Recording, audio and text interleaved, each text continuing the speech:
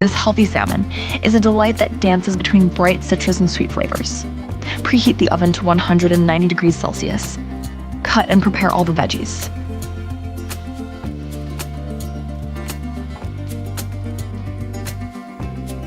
In a small mixing bowl, add the vinegar, lemon juice, oregano, salt, and pepper.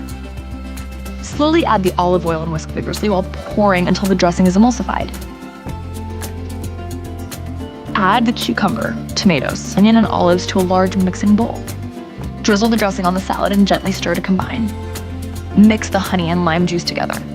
Stir to combine well. Season the salmon with salt and black pepper. Then spoon the honey and lime mix over salmon fillets. Bake for 12-15 minutes until the salmon is opaque and flaky when pulled apart with a fork. Serve the salmon fillets over the salad and garnish with fresh parsley.